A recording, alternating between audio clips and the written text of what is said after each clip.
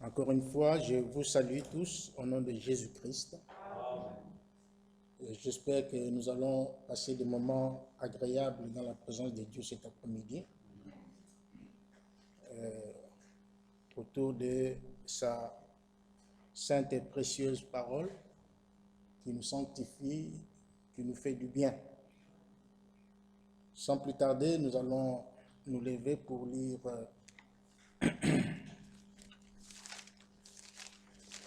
nous allons lire dans Romains chapitre 5.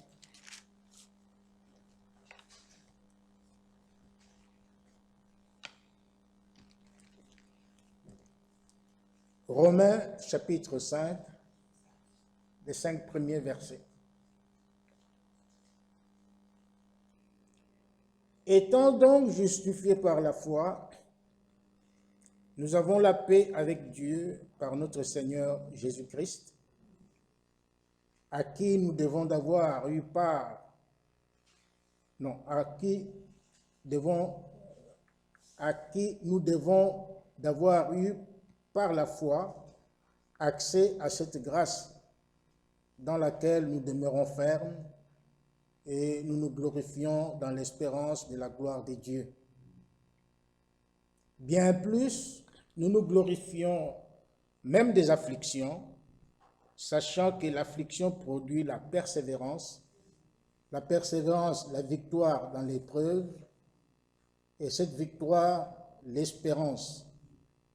Or, l'espérance ne trompe point, parce que l'amour de Dieu est répandu dans nos cœurs par le Saint-Esprit qui nous a été donné. Amen. Amen. Nous allons prier. Prions. Notre Père céleste, Dieu Tout-Puissant, Créateur des cieux et de la terre, cet après-midi, nous répondons encore à ton appel, Seigneur. Nous venons dans ta maison pour que tu puisses nous parler. Nous venons dans ta maison pour que tu puisses, ô Dieu, nous donner la vie qui se trouve dans ta parole. Bénis-nous cet après-midi, Seigneur.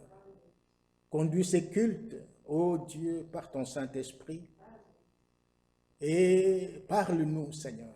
Parle à chacun de nous et éloigne, ô Seigneur, tout esprit impur de ces lieux, Père. Tout esprit, ô Dieu Tout-Puissant, qui viendrait pour nous nuire à ces cultes, puisses-tu le mettre hors d'état de nuire, Seigneur.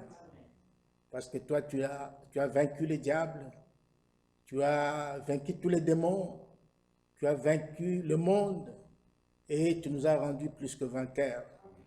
Seigneur, sois loué, sois glorifié, sois exalté, Seigneur. Merci pour les témoignages que nous venons d'écouter, Seigneur du Tout-Puissant. Tu es le Dieu Tout-Puissant. Tu ne changes pas. Tu fais de grandes choses au milieu de ton peuple. Que ton nom soit loué, que ton nom soit glorifié. Maintenant, nous nous confions tous entre tes mains. Ô Dieu, prends soin de nous. Prends ce culte en charge et que tout se fasse merveilleusement bien pour la gloire de ton Saint-Nom. Au nom de Jésus-Christ, avons ainsi prié. Guéris tous les malades, console les affligés, Seigneur, et accorde à chacun ce dont il a besoin. Nous te l'avons demandé au nom de Jésus-Christ. Amen. Amen. Vous pouvez vous asseoir.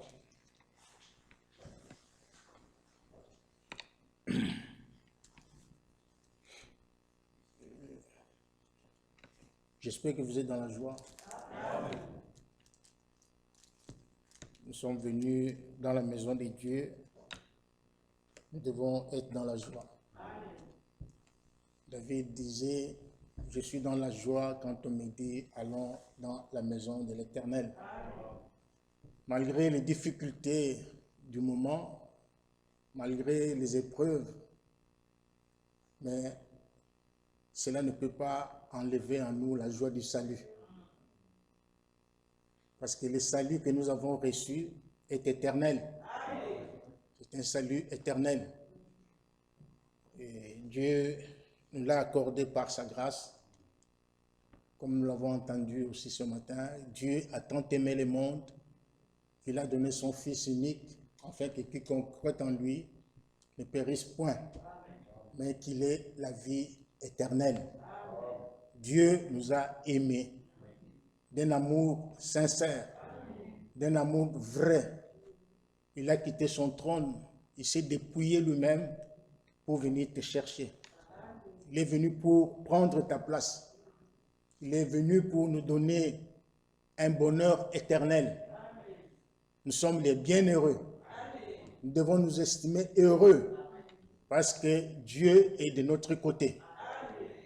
Il est pour nous un refuge, il est pour nous un appui et un secours qui ne manque pas dans la détresse. Ayons toujours confiance en lui. Croyons toujours en ses promesses, même si ça va mal, mais ayons toujours confiance en lui, parce qu'au moment opportun, lui, il viendra au secours. Que Dieu nous aide, que nous comprenions bien ces choses-là. L'amour de Dieu manifesté en Jésus-Christ. C'est ce que nous sommes en train de voir tous ces jours aussi. Nous sommes dans l'amour divin. Nous sommes dans l'amour sincère, dans l'amour pratiqué. Nous sommes là pour pratiquer l'amour divin. Aujourd'hui, cet après-midi, nous allons voir un autre aspect de l'amour. Nous allons toujours parler de l'amour. Et vraiment, comme je l'ai dit ce matin, je suis vraiment comblé de joie de voir, de constater que nous sommes conduits par le Saint-Esprit. Dieu, ce matin, a résumé tout ce que nous avons dit tous ces jours ici. Et l'homme de Dieu a insisté lui aussi sur l'amour divin. C'est vraiment important, l'amour divin. Dieu nous aime. Nous aussi, nous devons l'aimer.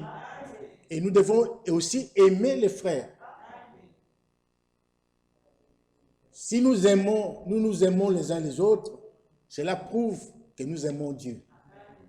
Donc, vraiment, nous devons, et il a dit, nous devons être baignés dans l'amour. Vraiment être plongés dans l'amour, complètement. Que l'amour de Dieu, vraiment, nous allons lire 1 Jean chapitre 2. 1 Jean chapitre 2. La Bible nous dit au verset 15. N'aimez point le monde, ni les choses qui sont dans le monde. Si quelqu'un aime le monde, l'amour du Père n'est point en lui. Si nous avons l'amour de Dieu en nous, nous n'allons pas aimer le monde. D'abord, je voudrais faire montrer quelque chose, faire une nuance. Le monde et le monde. Dans Jean chapitre 3, au verset 16, la Bible dit, Jésus a dit, Dieu a aimé le monde, a tellement aimé le monde qu'il a envoyé son Fils unique. Donc là, on dit, Dieu a aimé le monde. Mais ici, on nous dit, n'aimez point le monde. Il y a une nuance là. Le monde, dans Jean chapitre 3, verset 16, signifie les gens, les hommes que Dieu a créés, qu'il a créés à son image, qu'il a placés sur la terre, les hommes et les femmes. Là, Dieu dit, ces hommes-là, l'homme, la femme, qui sont tombés dans le chaos, dans le péché, qui étaient perdus, Dieu les a aimés et a fait le projet de les sauver. Et pour cela, il leur a envoyé un sauveur, Jésus-Christ, qui est venu pour sauver ce monde-là. Vous me saisissez? Il est venu pour sauver le monde qui était perdu. Donc, toi et moi, nous sommes ce monde-là que Jésus-Christ est venu sauver. Mais ici, on nous dit, n'aimez point le monde. Le monde ici, ce n'est pas le monde des gens, ce n'est pas les gens, les hommes et les femmes. Ici, c'est le monde, comment je peux dire ça? Hein? C'est le monde, c'est-à-dire donc le monde, il y a un terme qui m'échappe. Le monde physique, tu veux dire. Le monde physique, donc le monde. Je ne sais pas, je ne parviens pas bien à expliquer cela, mais vous comprenez ce que je veux dire. Le monde, c'est-à-dire le monde physique, le monde que nous voyons, et les choses qui sont dans le monde. Les choses qui sont dans le monde, c'est-à-dire le plaisir du monde, hein, la vie du monde, le système de ce monde, hein, tout ce qui se passe dans ce monde. La Bible dit qu'un chrétien ne peut pas aimer cela, ne doit pas aimer cela. Tout ce qui se passe dans ce monde, la convoitise de la chair, la convoitise des yeux, hein, l'orgueil de la vie, nous allons le lire, l'orgueil de la vie, le plaisir, toutes ces choses-là qui sont dans le monde-là, les discothèques, toutes ces choses-là mauvaises. Donc, la Bible dit, n'aimez point ces choses-là. N'aimez point le monde, ni les choses qui sont dans le monde. Pourquoi? Si quelqu'un aime le monde,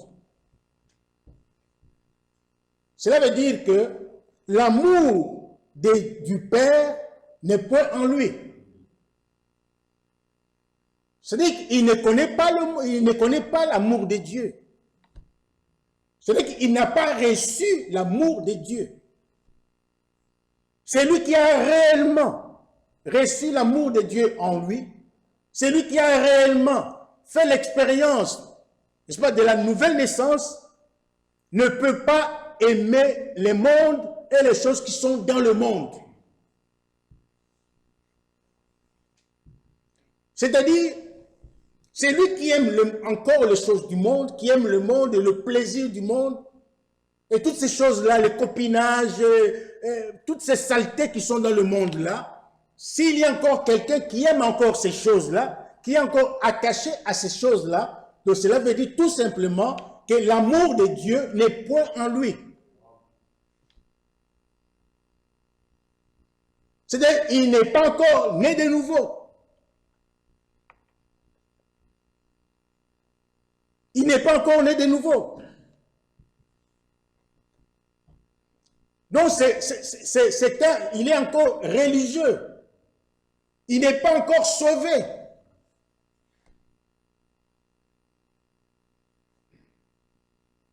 Parce que là, nous sommes en train de chercher le vrai amour. Nous devons expérimenter le véritable amour de Dieu. Ce n'est pas le fait de venir ici du 1er janvier au 31 décembre qui fait de toi un chrétien, qui fait de toi un amoureux de Dieu. Non, l'amour de Dieu, c'est aussi une expérience.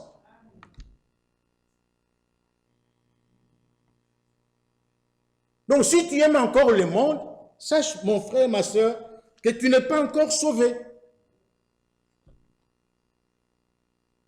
Que tu n'es pas encore agréable à Dieu. Que tu n'es pas encore né de nouveau. Il y a encore des gens qui viennent dans cette salle qui aiment encore les choses du monde. Il y en a beaucoup. Alors, la Bible continue.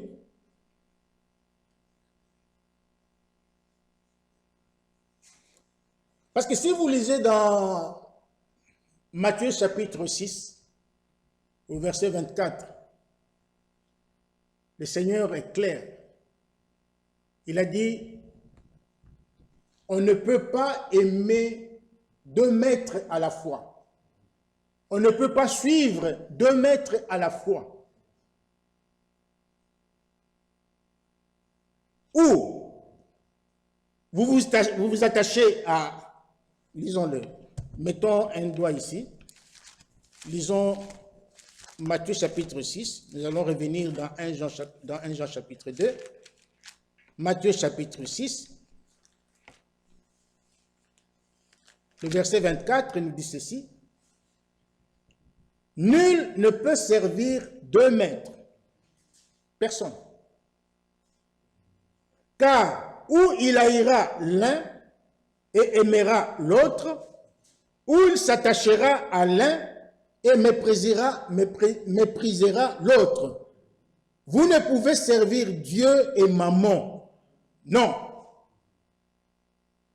Vous ne pouvez pas dire que j'aime Dieu, j'aime sa parole, mais entre-temps, vous aimez le monde et les choses qui sont dans le monde. Ça ne marche pas. Et là, on ne peut pas tromper, on trompe qui?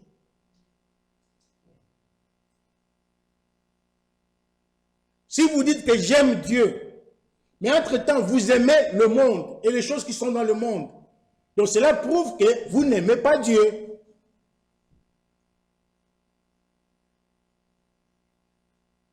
Donc cela prouve qu'en vous, il n'y a pas l'amour de Dieu. La Bible a toujours raison. La parole de Dieu a toujours raison. Dieu a toujours raison. Nous n'avons pas besoin de mentir. Non. Ça ne sert à rien. Parce que Dieu, on ne peut pas le mentir. On ne peut pas le tromper. Ou vous aimez Dieu et vous abandonnez le monde et les choses qui sont dans le monde. Ou alors, vous abandonnez Dieu et vous vous attachez aux choses du monde. Revenons dans 1 Jean chapitre 2. Le verset 16 dit ceci. Car tout ce qui est dans le monde, la convoitise de la chair, la convoitise des yeux et l'orgueil de la vie ne vient point du Père, mais vient du monde. Et le monde passe et sa convoitise aussi. Le monde va passer un jour. Alléluia. Le monde va passer. Jésus a dit, le ciel et la terre passeront, mais ma parole ne passera point. Donc le monde va passer un jour. Nous ne sommes pas ici éternellement, non. Nous ne sommes pas de la terre. Nous ne sommes pas de ce monde. Nous avons un royaume que Jésus est allé nous préparer. Nous venons de l'éternité, nous sommes de passage sur la terre et notre destination c'est l'éternité. Donc ce monde, nous ne sommes pas de ce monde. Dans Jean chapitre 17, Jésus a dit, vous n'êtes pas de ce monde. Comme moi, je ne suis pas de ce monde. Alléluia. Nous ne sommes pas de ce monde. Il faut que nous comprenions cela. Si réellement nous avons fait l'expérience de la nouvelle naissance, nous devons comprendre que nous ne sommes pas de ce monde. Nous avons un autre monde, un royaume que Jésus est allé nous préparer. Bientôt, nous allons quitter cette terre pour aller dans ce royaume-là. Et après, tout ce qui va se passer, tout ça, nous reviendrons sur la terre, mais dans la nouvelle Jérusalem, qui ne va pas se poser sur la terre, non, elle va se poser sur la montagne de Sion. C'est là où nous allons passer le millénium. Et nous devons comprendre cela, mes frères et sœurs.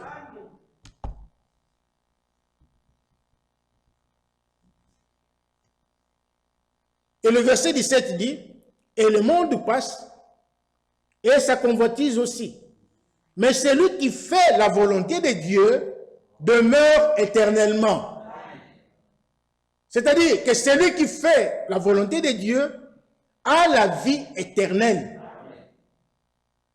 Il vivra éternellement. Vivre éternellement, ça veut dire, donc tu as une vie qui n'a ni commencement ni fin.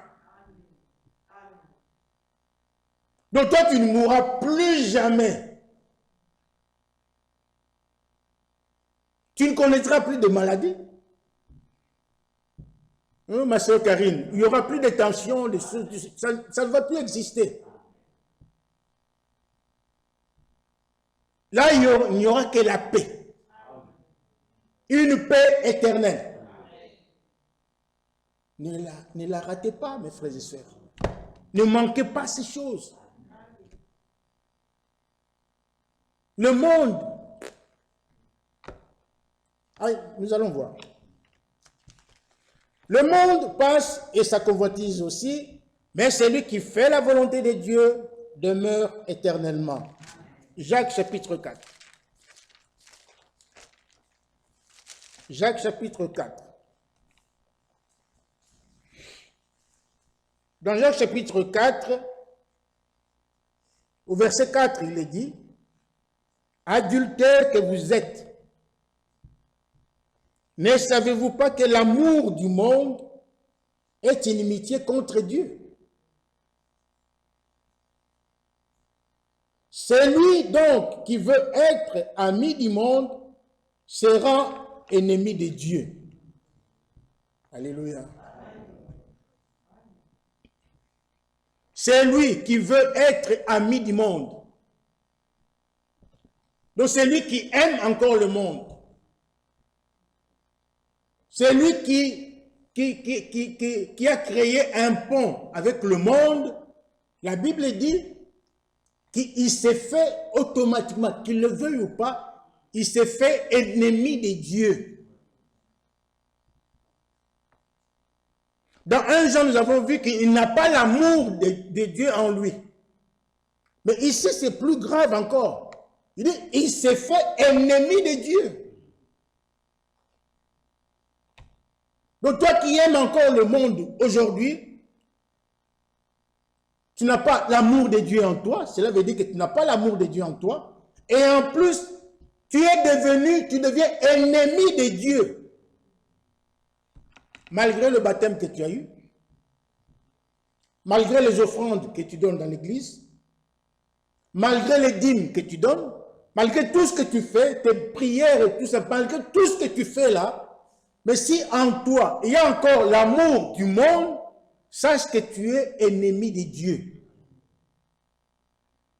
En d'autres termes, cela veut dire que tu n'aimes pas Dieu.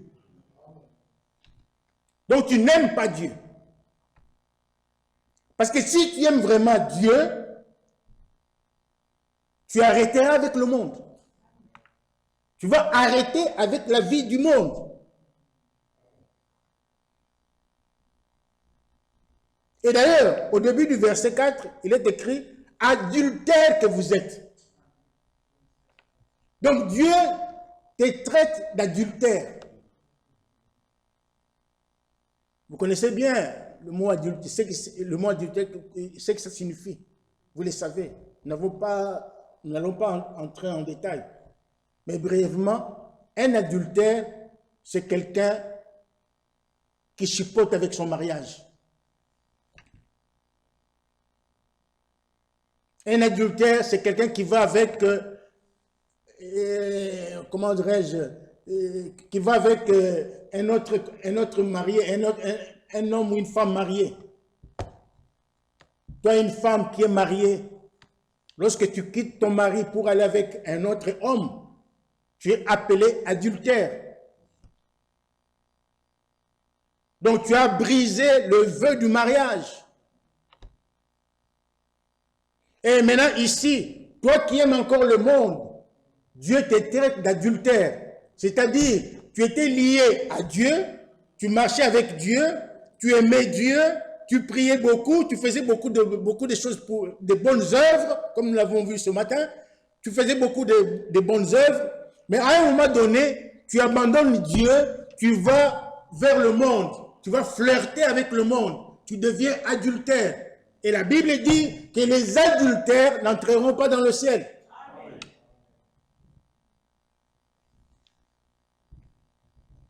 Donc tu es infidèle à ton époux, à ton premier mari. Tu es infidèle.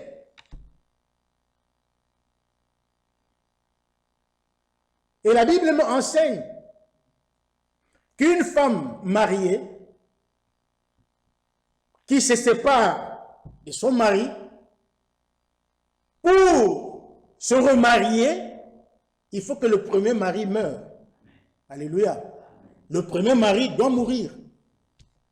Si le premier mari est mort, alors maintenant, la femme qui est restée veuve est dégagée de la loi qui l'a liée à son premier mari. Elle est maintenant libre et peut maintenant épouser quelqu'un d'autre. Ça, c'est la loi, c'est la parole de Dieu. Dans le spirituel, c'est la même chose.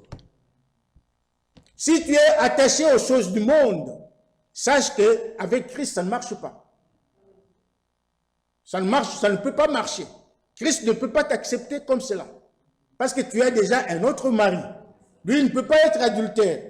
Il ne veut pas être adultère. Alors, tu es attaché à un autre mari, qui est le monde. Et maintenant, pour que Christ t'accepte, pour que Christ t'accepte, tu dois d'abord, n'est-ce pas, te séparer de ce mari-là, de son mari-là. Il faut que ce mari-là meure. Il faut que ce mari-là meure en toi. Il doit mourir. C'est-à-dire qu'on ne doit plus voir aucune trace du monde en toi. Il doit mourir complètement. Et lorsqu'il est mort, maintenant Christ t'accueille. Et tu te remaries avec Christ. Mais maintenant, si tu étais marié avec Christ, ça a bien marché. Et puis à un moment donné, tu rentres au monde, tu fais les choses du monde, Christ te rejette. Parce qu'il n'aime pas être adultère. On se comprend bien jusque-là. Que Dieu nous aide. Donc, tu t'es fait ami du monde, tu deviens ennemi de Dieu. Comprenons bien ces choses. Matthieu 13, 51 nous dit, Jésus a dit, avez-vous compris ces choses? Nous devons bien comprendre la parole de Dieu pour la mettre en pratique. Matthieu 4, Matthieu chapitre 4.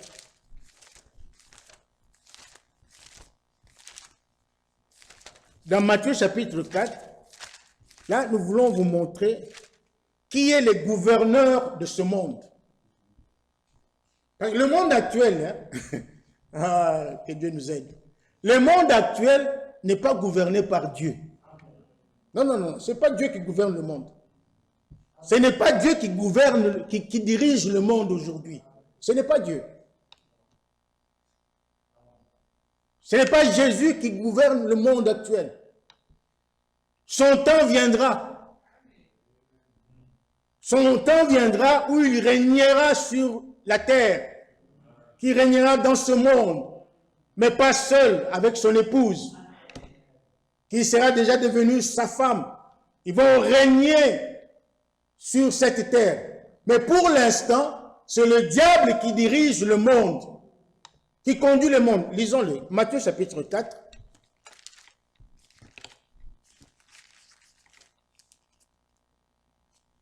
Matthieu chapitre 4.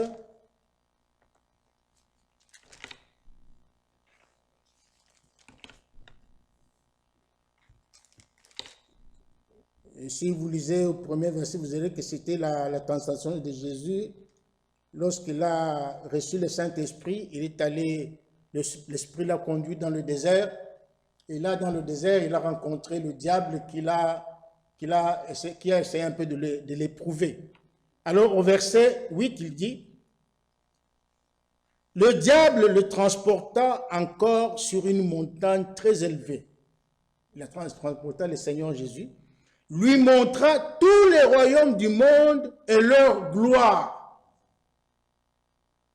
Le diable, il montre au Seigneur Jésus-Christ tous les royaumes du monde et leur gloire. Mais Jésus ne lui a pas dit que non, diable, arrête. Ce monde, c'est moi qui en suis le gouverneur, c'est moi qui dirige tout. Jésus n'a pas dit cela. Le diable continue, il dit, et il lui dit, je te donnerai toutes ces choses si tu te prosternes et m'adores. Il dit, si tu m'adores, si tu te prosternes devant moi, je vais te donner toutes ces choses, je vais te donner tous les royaumes du monde et sa gloire, et leur gloire. Il lui dit cela. Mais Jésus n'a pas discuté avec le diable pour lui dire que non, c'est faux ce que tu me proposes là. Ce monde m'appartient, c'est moi qui dirige tout, c'est moi qui le gouverne. Jésus n'a pas dit cela. Écoutez ce que Jésus a dit. Le verset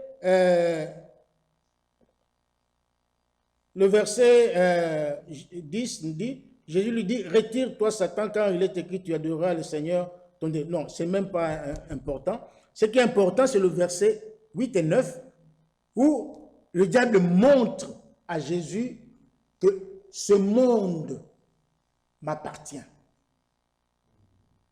Tous les royaumes qui sont sur la terre sont sous ma houlette. C'est moi qui dirige tout. C'est moi qui gère tout. J'en suis le gouverneur. J'en suis le responsable. Mais là, si tu m'adores, je te donnerai toutes ces gloires. Je vais tout te donner. Mais Jésus a refusé de l'adorer. Jésus n'a pas discuté avec lui parce qu'il savait que son temps viendra après. Maintenant que le diable règne.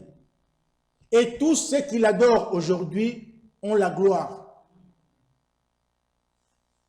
Tous ceux qui l'adorent aujourd'hui, qui adorent le diable, reçoivent la gloire.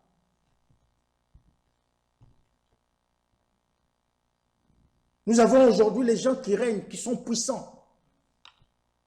Les grandes autorités du monde qui ont trempé dans les loges mystiques, dans toutes ces choses, vous connaissez bien ces choses-là. Les francs-maçons et tous ces gens-là, donc, ils sont tous sous la conduite du diable. Ils ont la gloire, ils règnent, ils font ce qu'ils veulent aujourd'hui. Ils nous dominent aujourd'hui. Pourquoi? Parce qu'ils ont la puissance du diable. Ils décident de nos vies. Ils décident de tout. Pourquoi? Parce qu'ils sont sous la puissance du diable. Pourquoi? Parce qu'ils l'ont adoré. Mais Jésus a refusé de l'adorer.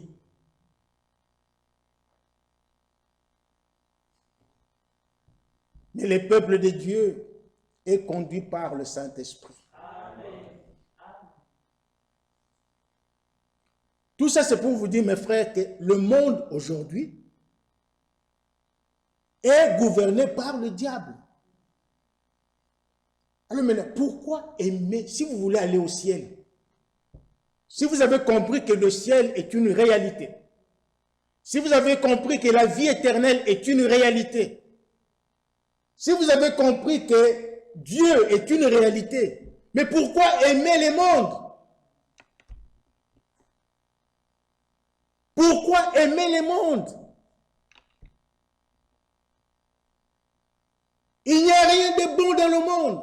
Rien du tout.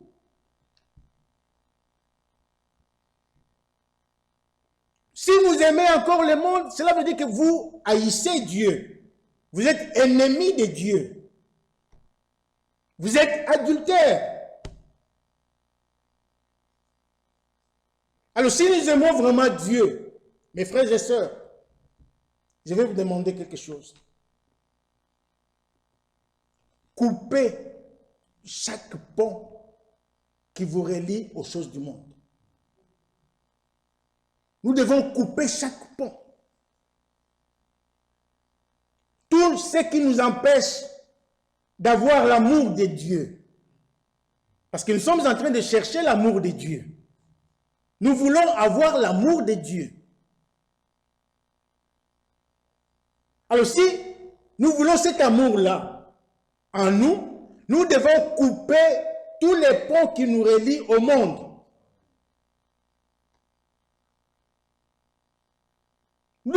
couper et rester obéissant, être obéissant, n'est-ce pas, à la parole de Dieu. Parce qu'il s'agit ici d'obéir à chaque parole de Dieu. Un véritable enfant de Dieu, né de nouveau, doit obéir à toute la parole de Dieu. Parce que Jésus a dit, l'homme ne vivra pas de pain seulement, mais de toute parole qui sortira de la bouche de Dieu. Amen. Donc nous devons vivre toute la parole de Dieu. Mais il faut que le monde puisse sortir de nous. Cet après-midi, nous voulons montrer comment le monde peut-il sortir de nous. Lisons d'abord Romains chapitre 2. Romains chapitre 2. Non, avant de lire Romains chapitre 2, lisons Actes chapitre 7, le verset 51. Actes chapitre 7, verset 51, et puis nous allons lire dans Romains. Homme au cou raide, incirconcis de cœur et d'oreille, vous vous opposez toujours au Saint-Esprit. Vous vous opposez toujours au Saint-Esprit. Ce que vos pères ont été, vous l'êtes aussi. Maintenant, dans Romains chapitre 3 et chapitre 2, nous lisons au verset 28 et 29, la Bible dit ceci. Les Juifs, ce n'est pas celui qui en a les apparences. À la place des Juifs, mettons le chrétien. Le chrétien, ce n'est pas celui qui en a les apparences.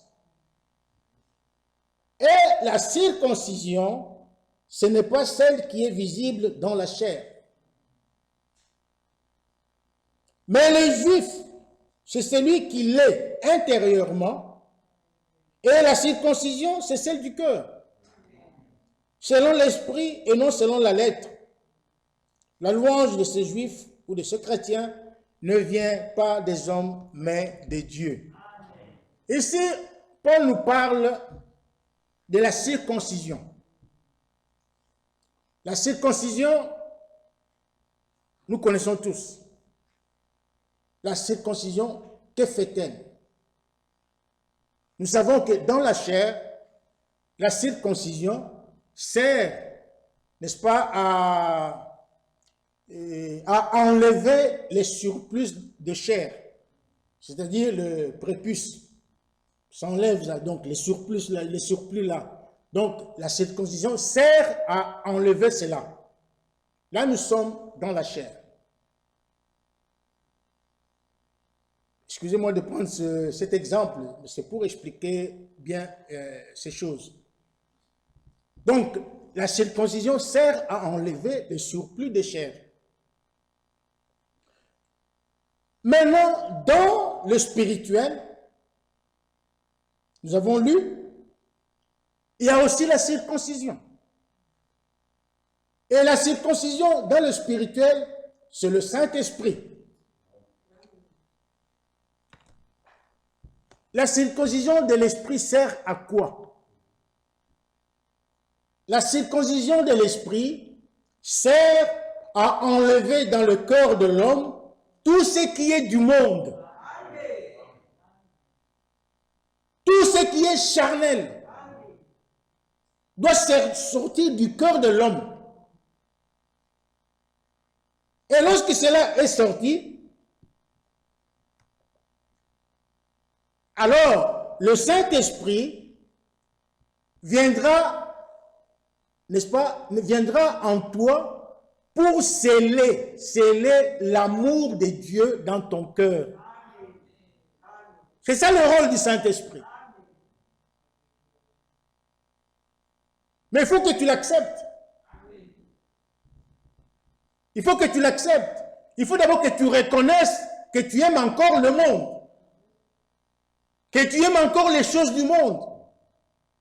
Il faut reconnaître que l'amour du monde est encore en toi, tu aimes le monde et les choses qui sont dans le monde, en ce moment-là, tu invoques le Seigneur, tu implores sa grâce, il te donne le Saint-Esprit. Quand le Saint-Esprit viendra en toi, ça sera pour enlever tout ce qui est du monde en toi.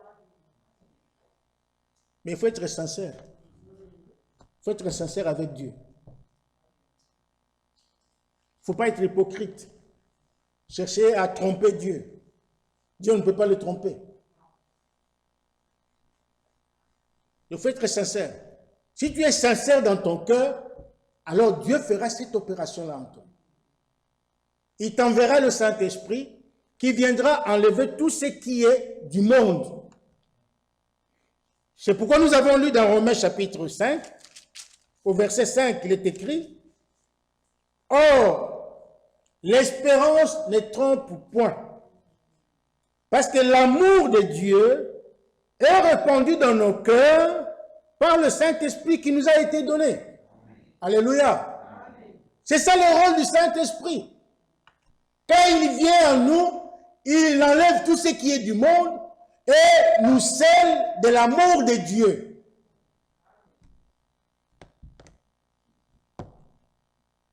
Est-ce que vous croyez à cela?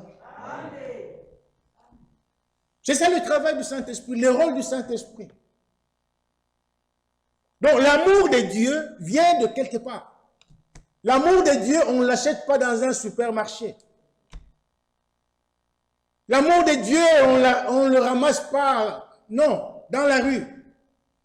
Mais l'amour de Dieu est répandu dans nos cœurs par le Saint-Esprit qui nous a été donné. Et lorsque nous recevons le Saint-Esprit, il nous donne l'amour, et cet amour qui est scellé en nous, personne, je dis bien personne, aucun ange, personne, personne ne peut nous l'enlever. Personne ne peut nous enlever cet amour-là. Lorsque nous avons l'amour divin en nous, par le Saint-Esprit, il n'y a personne sur la terre qui viendra nous l'enlever. Lisons-le.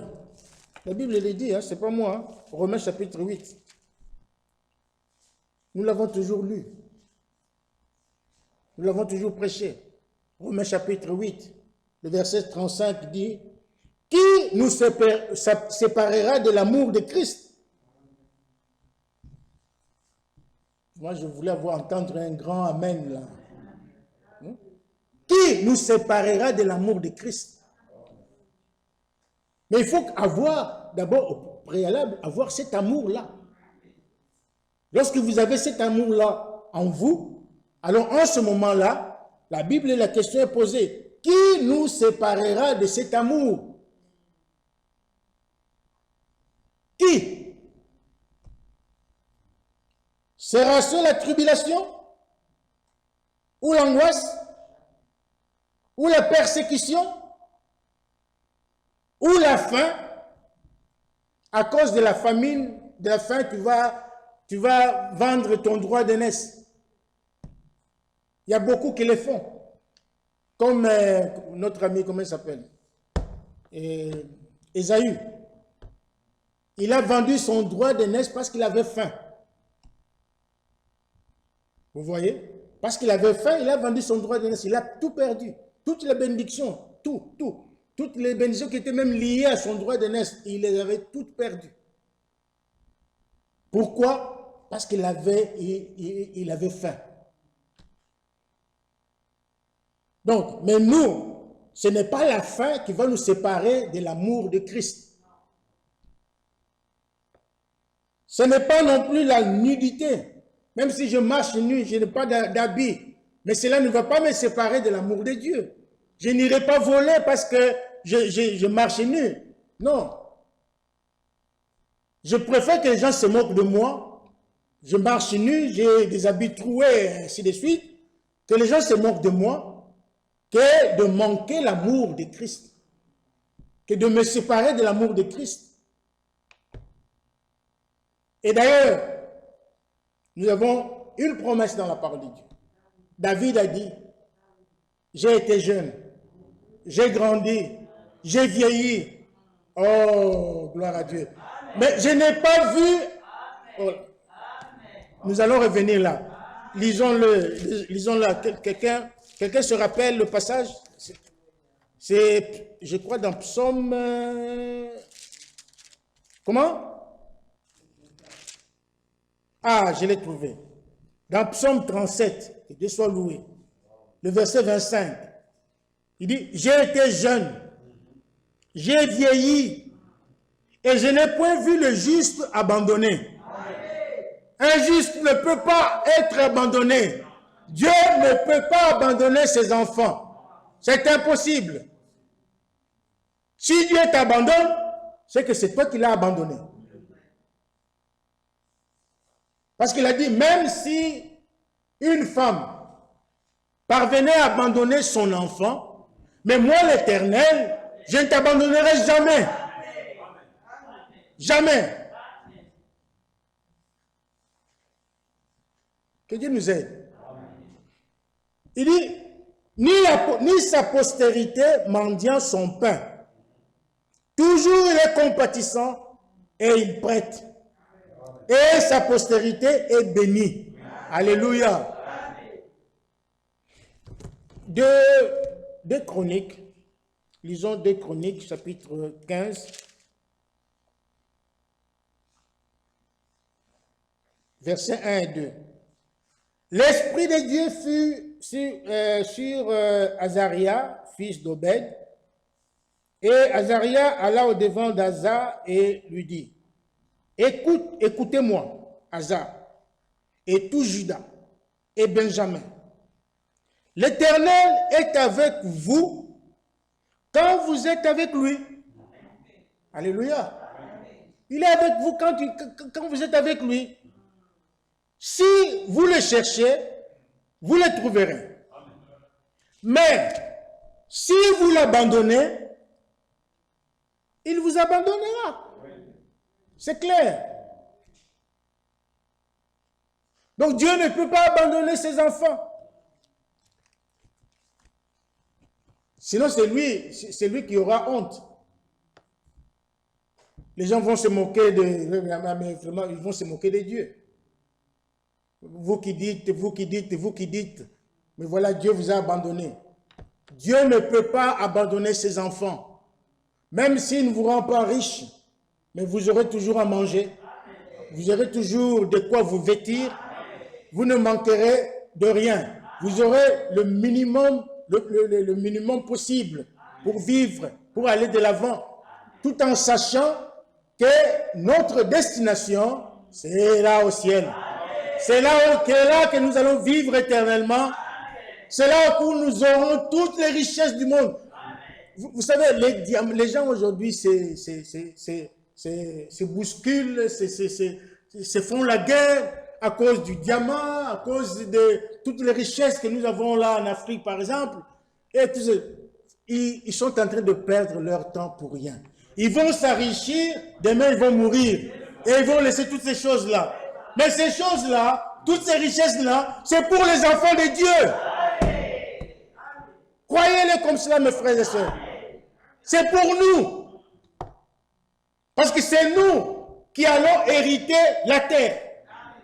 Nous sommes, la Bible dit, Matthieu chapitre, je crois, 5, Matthieu 5, Matthieu 5,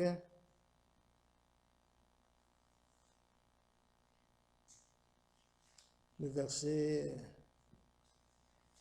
le verset 5. La Bible dit, heureux les humbles de cœur, car ils hériteront la terre. Nous allons hériter cette terre. C'est pourquoi l'exhortation de cet après-midi, n'aimez point le monde, ni les choses qui sont dans le monde. Parce que nous sommes héritiers de ce monde. Mais ça ne sera pas ce monde actuel, parce que la Bible nous promet qu'il y aura de nouveaux cieux et une nouvelle terre. Ce monde va passer, il sera purifié. Nous aurons une nouvelle terre et de nouveaux cieux. Et tout ce que vous voyez aujourd'hui, on ne le verra plus. Laissez les gens régner comme ils veulent le faire aujourd'hui, qu'ils fassent ce qu'ils veulent, qu'ils vous tourmentent, qu'ils vous fassent tout ce qu'ils veulent. Acceptez tout cela, mais un jour, ils vont le regretter. Et d'ailleurs, la Bible dit que c'est par plusieurs tribulations, n'est-ce pas, sur la terre, que nous allons entrer dans le royaume de Dieu. Nous allons passer par de grandes tribulations sur la terre, des difficultés. Mais, à la fin, nous allons hériter le royaume de Dieu. Que Dieu nous aide. Où étions-nous? Nous étions là, Romains. Nous étions dans Romains chapitre 8. Alors, qui nous séparera de l'amour de Christ? Sera-ce la tribulation, ou l'angoisse, ou la persécution, ou la faim, ou la nudité, ou le péril, ou l'épée? Selon qu'il est écrit, c'est à cause de toi qu'on nous met à mort tous les jours, qu'on nous regarde comme des brebis destinées à la chair. Verset 37. Mais dans toutes ces choses, nous sommes plus que vainqueurs par celui qui nous a aimés. Alléluia. Malgré toutes ces difficultés, nous sommes plus que vainqueurs. Comme Jésus a vaincu le diable, nous aussi nous avons vaincu le diable. Comme Jésus a vaincu les démons, les maladies et toutes ces choses-là, nous aussi, nous les avons vaincus. Nous sommes victorieux. Nous avons le pouvoir que Dieu lui-même nous a légué. Il a dit, je vous donne le pouvoir de marcher sur les serpents et les scorpions et sur toute la puissance de l'ennemi, et rien ne pourra vous nuire.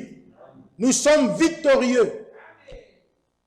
Ne vous sous-estimez pas, mes frères et sœurs. Nous avons la victoire. Nous avons la victoire sur le diable. Parce que le diable a été déjà neutralisé. Lorsqu'un enfant de Dieu, frère Branham dit, lorsqu'un enfant de Dieu, né de nouveau, sincère, se met à genoux, le diable, là où il est, commence à trembler. L'enfer tremble. Les démons tremblent. Qu'est-ce qu'il va dire? Qu'est-ce qu'il va dire? Il tremble. Parce que le diable nous connaît. Le diable connaît qui sont véritablement fils et filles de Dieu. Il nous connaît. Et il tremble. Il a peur de nous.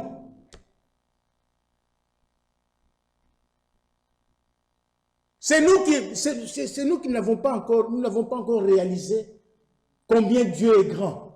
Nous n'avons pas encore réalisé ce que nous sommes. Nous l'avons dit dernièrement, nous sommes des petits dieux sur la terre. Nous sommes des petits dieux.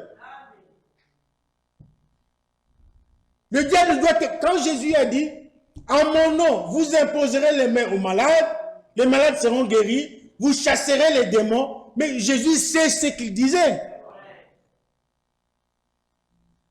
Il sait qu'un vrai enfant de Dieu, qui a la foi, qui vient devant un malade, s'il impose les mains, la maladie va sortir. Il le sait.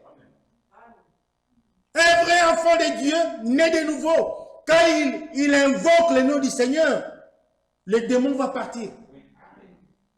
Ce sont des réalités divines, des choses vraies que nous devons vivre tous les jours, hommes et femmes. Le pouvoir n'a pas seulement été donné aux prédicateurs. Pas du tout, mon frère, non. Le pouvoir, Dieu l'a donné à tout enfant de Dieu. À tout celui qui est né de nouveau, Dieu a donné le pouvoir. A donné l'autorité. Mais ça fait souvent nous tremblons, nous sommes devant un malade. Est-ce que Dieu, est-ce que... Non, alors examine-toi. C'est qu'il y a quelque chose qui ne va pas en toi. Mets ta vie en ordre et tu verras que Dieu va agir. Alors, le verset 38 nous dit, car j'ai l'assurance que ni la mort. Nous sommes en train de parler de l'amour de Dieu scellé en nous. Quand l'amour de Dieu est scellé dans ton cœur, rien ne pourra t'en séparer. Rien. Il est là scellé. Même tous les démons de l'enfer venaient vers toi, ils ne sauront pas enlever cet amour-là en toi. Ils ne sauront pas. Le diable lui-même ne saura même pas. Alors il dit, car j'ai l'assurance que ni la mort, ni la vie, ni les anges, donc même les anges, même les anges, hein, ni les anges, ni les dominations, ni les choses présentes, ni les choses à venir, ni les puissances, c'est ce que je viens de dire, ni les puissances, ni la hauteur, ni la profondeur, ni aucune autre créature ne pourra nous séparer de l'amour de Dieu manifesté en Jésus-Christ notre Seigneur. Rien ne pourra nous séparer. Alléluia. Rien ne pourra nous séparer de l'amour de Dieu. C'est pourquoi mon frère, ma soeur, il est grand temps de chercher le véritable amour. Le vrai amour. Que le Saint-Esprit, n'est-ce pas, déverse dans nos cœurs. Oh, l'espérance ne trompe point. Car l'amour de Dieu a été, qu'est-ce qu'il dit? A été, parfois ça échappe, hein? Oui, ne trompe point, parce que l'amour de Dieu est répandu dans nos cœurs par le Saint-Esprit qui a été donné. Amen. Cherchons cet amour. Souvenez-vous, rappelez-vous que l'exhortation de cet après-midi, que n'aimez point les mondes, ni les choses qui sont dans le monde. Arrêtons de raisonner avec la parole de Dieu. Les petites choses, ah tu vois moi, je suis moi, tu vois moi. Non. Les copains, copines sont les choses du monde. Les discothèques sont les choses du monde. Toutes ces choses mauvaises-là. Si vous avez l'amour divin, je veux dire, si vous êtes réellement né de nouveau, Dieu vous donnera le discernement. Dieu vous donnera le discernement des choses les meilleures. Vous n'aurez pas besoin que quelqu'un vienne vous dire que ça, ce sont les choses du monde. Vous n'aurez pas besoin que quelqu'un vienne vous dire, ma soeur, habille-toi de cette manière. Vous n'aurez pas besoin de tout ça. Oh mon frère, tu sais, quand tu fréquentes encore ceci. Non. Par la nouvelle naissance, Dieu te donne les discernements. Pour que tu saches toi-même, n'est-ce pas, examiner ce que tu fais par rapport à la parole de Dieu. Pour que toi-même tu saches que le milieu que je fréquente par rapport à la parole de Dieu, tout ça, ça viendra de soi-même. Aucun prédicateur ne viendra derrière toi. Ton père ne viendra pas derrière toi, ta mère ne viendra, personne, aucun frère. C'est toi-même avec le Seigneur, parce que la Bible dit que tous ceux qui sont conduits par le Saint-Esprit sont fils de Dieu. Cela veut dire qu'un véritable fils de Dieu, né de nouveau, est conduit par le Saint-Esprit. Et dans Jean chapitre 16, au verset 13, il est dit, quand le consolateur sera venu, l'Esprit de vérité, il vous conduira dans toute la vérité. C'est-à-dire, il vous conduira dans toute la parole de Dieu. Être enfant de Dieu, c'est une expérience. Le christianisme est une expérience. Le christianisme est une vie. Que Dieu nous aide. Mes frères et sœurs, lorsque vous repoussez l'amour de Dieu, il ne vous reste qu'une seule chose, le jugement. Aujourd'hui, Dieu tend la main à tout le monde. Il tend sa main à tout celui qui veut l'accepter. Aujourd'hui, Dieu montre à chacun, révèle à chacun son amour. Il donne du temps à tout le monde aujourd'hui. La grâce de Dieu est encore là. Ce n'est pas comme nous l'entendons, la grâce est finie, des choses comme ça. Non, la grâce de Dieu est encore là. Dieu sauve encore aujourd'hui. Dieu délivre encore aujourd'hui. Dieu guérit encore aujourd'hui. Il n'a pas changé ni sa façon de faire, ni sa parole. Il est le même hier, aujourd'hui, éternellement. Donc aujourd'hui, que chacun s'examine. Que chacun examine son cœur. Que chacun examine sa vie.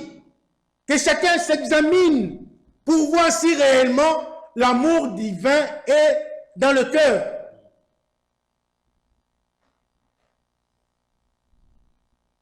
Vraiment que Dieu nous aide. Donc, c'est lui qui repousse l'amour de Dieu, qui refuse l'amour de Dieu, qui refuse la main tendue de Dieu. Il ne nous reste qu'une seule chose, c'est le jugement. Et quelque part, Frère Branham dit, c'est lui qui refuse le Saint-Esprit, automatiquement, il reçoit la marque de la bête.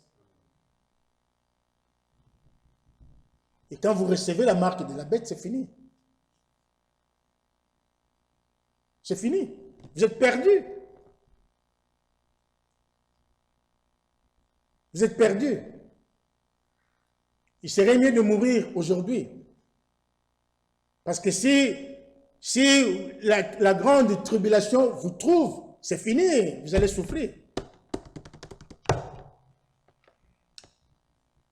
Prenons ces choses au sérieux. Abandonnons nos péchés. Abandonnons les iniquités, abandonnons toute cette vie mauvaise-là, que nous aimons encore jusqu'à ce jour. Arrêtons avec ces choses. Le monde ne vous donnera rien du tout. Dans le monde, il n'y a que déception sur déception. Et le monde, comme nous l'avons lu, passera un jour. D'ailleurs, bientôt, il va passer. Bientôt, ce n'est plus, les jours sont comptés. Le compte à rebours a été déclenché. Ce matin, nous avons chanté, comment le cantique là, combien de temps nous reste, mes frères. Toutes les prophéties sont en train de s'accomplir sous nos yeux. Nous voyons un homme qui vient, qui est venu dans ce monde, qui vous dit des choses, qui vous annonce des choses qui ne sont pas dans la Bible. Parce que dans la Bible, tout le monde, même les pentecôtistes, tout le monde lit la Bible et voit les prophéties. Il peut comprendre, ah, cette prophétie s'est accomplie. Ah, on parle de guerre et de bruit de guerre. Oui, aujourd'hui nous voyons les guerres s'accomplir. Il y a la famine, oui. Il y a la peste, tout le monde a interprété le corona, tout le monde, même celui qui n'est pas dans le message, sait au moins que les prophéties bibliques sont en train de s'accomplir. Mais il y a eu un homme, Frère Branham, un prophète de Dieu, qui est venu annoncer quelque chose qui devait, quelque chose qui doit s'accomplir, qu'il a ponctué par un ainsi dit le Seigneur. un homme comme vous et moi. Nous avons lu dernièrement beaucoup de visions qu'il avait vues qui se sont accomplies. Et parmi ces visions, il y a eu la prestation de serment. Mais ça doit nous interpeller. Ça doit vraiment nous interpeller, ça doit nous mettre dans un état d'urgence. Donc cela prouve que Jésus-Christ est à la porte.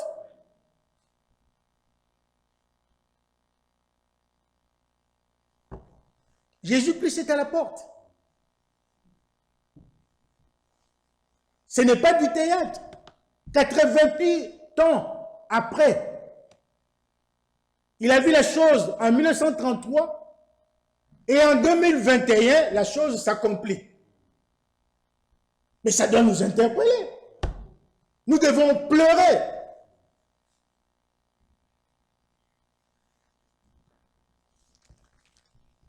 Nous devons pleurer, mes frères et sœurs. Je vais vous lire quelque chose dans... nous avons encore une dizaine de minutes. Je vais vous lire quelque chose dans la brochure que j'ai lue ce matin, H d'Éphèse. Le matin, nous avons lu à la page 15. Maintenant, là, je vous lis dans la page 19. Écoutez bien ce que le prophète dit.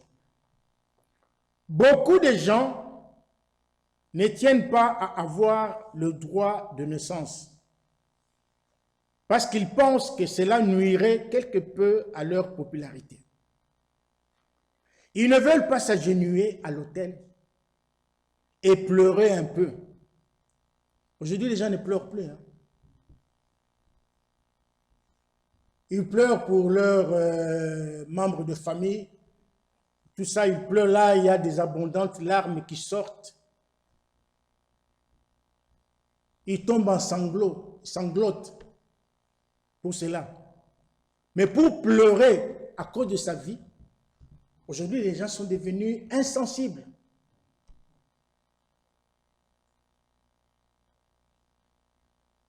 Ils ont honte de pleurer devant les gens.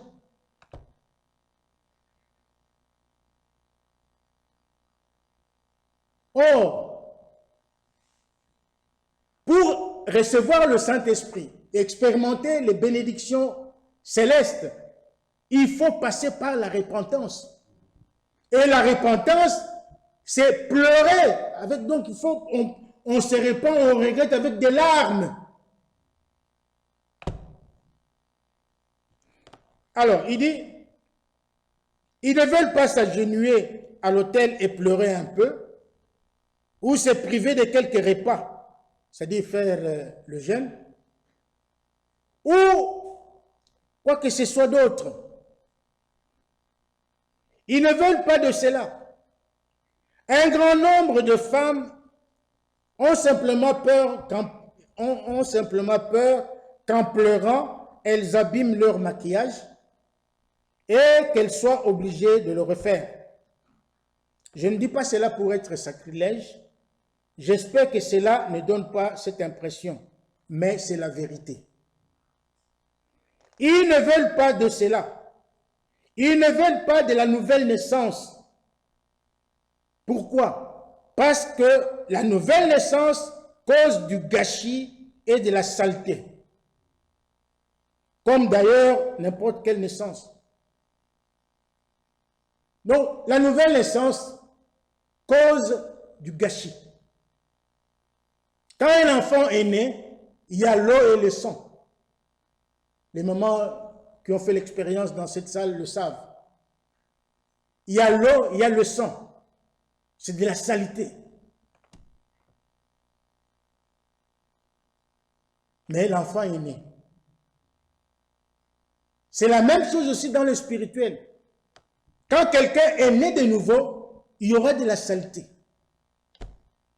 C'est-à-dire, sa vie ne sera plus la même. Et sa vie sera sale, sera du gâchis aux yeux des gens du monde. Les gens vont se moquer de lui. Ah, regarde comme tu es devenu Tu es venu comme une vieille maman. Voilà ce que tu es devenu. Ah, mais toi, tu ne joues plus au foot avec nous. Qu'est-ce qui se passe? Eh, mais toi, tu ne prends plus de copines avec nous. Toi, tu ne viens.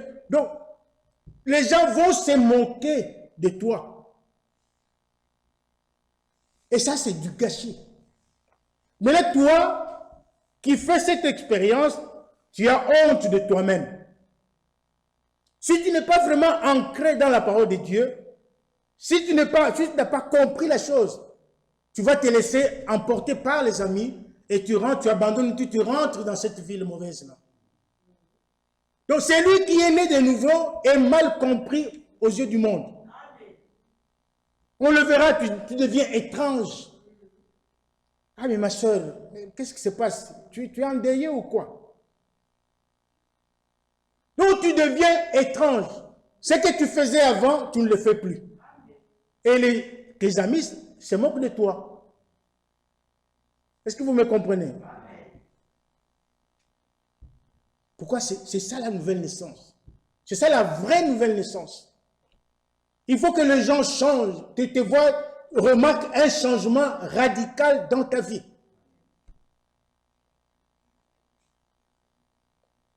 Ils ne veulent pas de la nouvelle naissance parce que la nouvelle naissance cause du gâchis et de la saleté, comme d'ailleurs n'importe quelle naissance.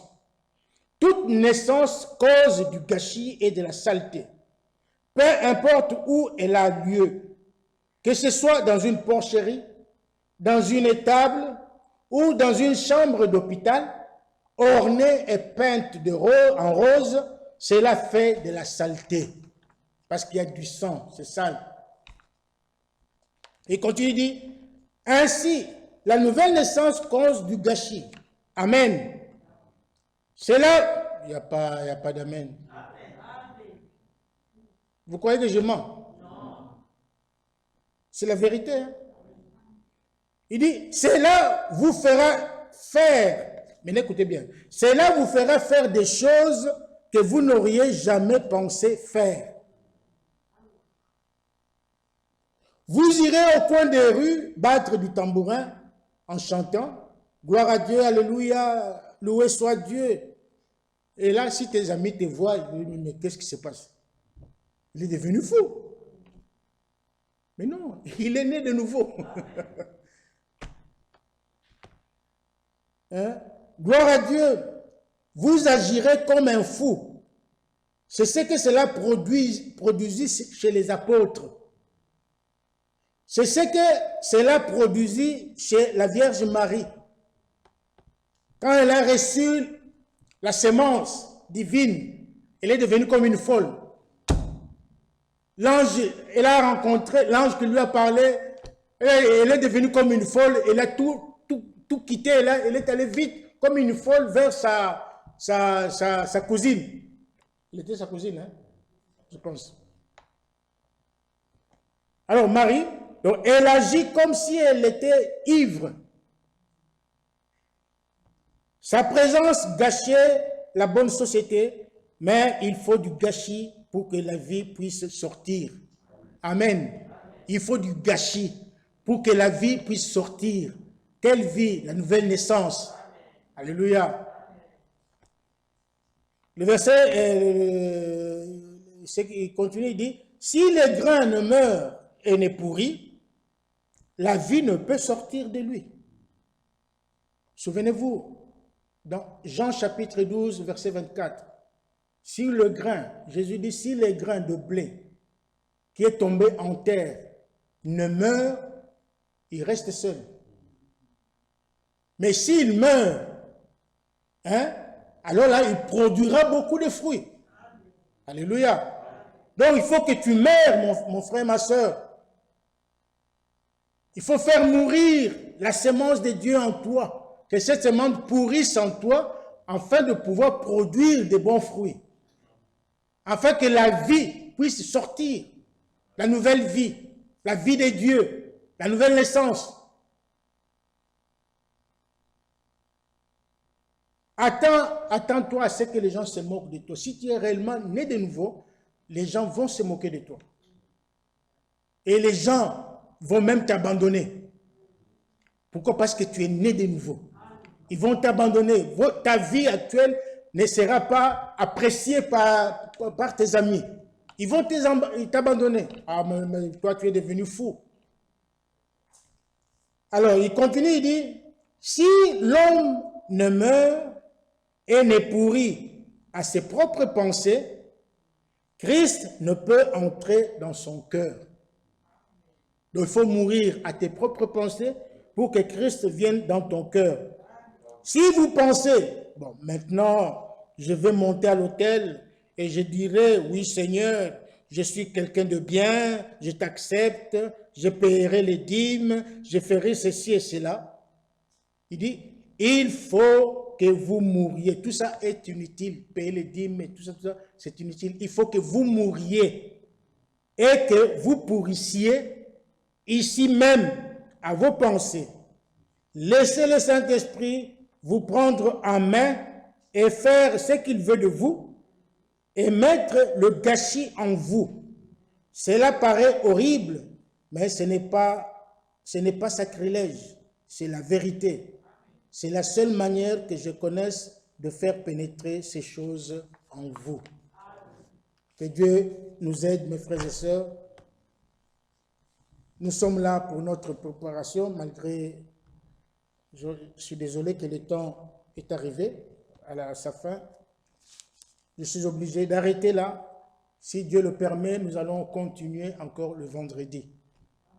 Le mardi, nous serons avec le frère Michel, comme c'est le programme actuel. Mais, en résumé, en conclusion, allez avec cette pensée sur vous, mes frères et sœurs, et méditez beaucoup sur elle. N'aimez point le monde, ni les choses qui sont dans le monde. Celui qui aime encore le monde, l'amour de Dieu n'est point en lui. Et si quelqu'un aime encore le monde, alors il est ami du monde et automatiquement il devient ennemi de Dieu. Et si vous devenez ennemi de Dieu, cela veut dire que toi et le diable, vous êtes au même titre. Parce que vous avez rejeté Dieu, vous avez accepté le monde, c'est-à-dire vous avez accepté le diable. Et lorsque vous marchez avec le monde, donc vous marchez avec son gouverneur, qui est le diable. Vous marchez avec le diable. Là, toi et le diable, vous êtes amis. Il est d'accord avec vous, vous êtes d'accord avec lui, donc il ne vous fera aucun mal. Mais si tu abandonnes le monde, tu vas vers Dieu, le diable cherchera à te faire du mal. Voilà. Que notre prière aille dans ce sens-là cet après-midi. N'aimons point le monde, ni les choses qui sont dans le monde. Et nous devons laisser le Saint-Esprit venir en nous pour ôter en nous tout ce qui est du monde. Que le monde sorte en nous et que Dieu scelle en nous son amour pour que nous puissions être agréables à lui. Amen. Que le Seigneur vous bénisse. Lèvons-nous pour la prière.